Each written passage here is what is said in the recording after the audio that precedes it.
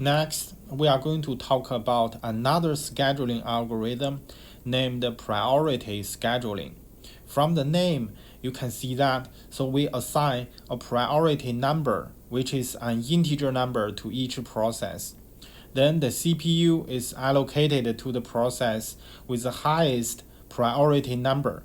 In general, there is no agreement that whether the smallest number represents the highest priority or the largest number denotes the highest priority number.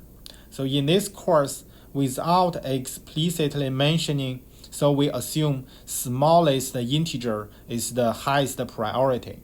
For priority scheduling, we have two versions. One is called preemptive priority scheduling. So for this one, when the process with the highest priority number arrives the system, it will be put onto the CPU immediately. The other version is called non-preemptive priority scheduling. For this one, when the new process with the highest priority arrives the system, if the CPU is occupied by other processes, even with a lower priority, the current process won't be interrupted. The newly coming highest priority process will be put at the head of the ready queue. Means it will be executed right after the current process finish the execution. After the explanation about the priority scheduling, you may already find that the shortest job first actually is a special case of priority scheduling. So in this special case, priority inverts to the predicted next CPU burst time. So basically, the shorter the CPU burst time is, the higher priority the process has. However, the priority scheduling algorithm has a critical issue, which is called starvation.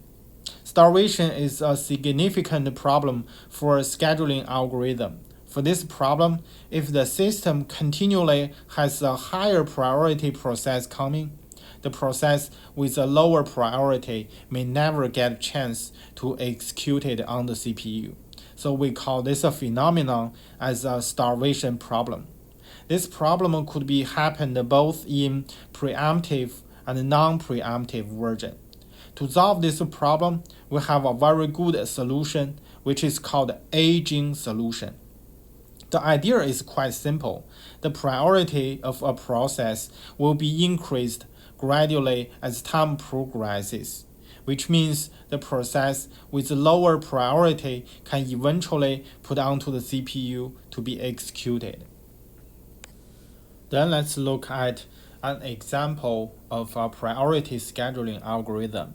In this example, we have a file processes from P1 to P5, and each process with a CPU burst time and a priority number shown in the table.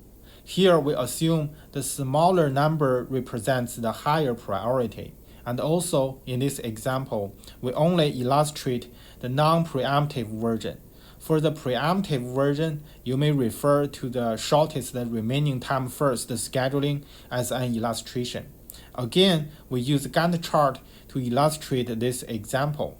We assume all the processes are arriving the system at time 0. Since P2 has the highest priority, it will be put onto the CPU to execute it for one time unit. Then from time 1, the next highest priority process, P5, will be put onto the CPU and to be executed for 5 time units. And start from time 6, the next process, P1, is put onto the CPU for 10 time units.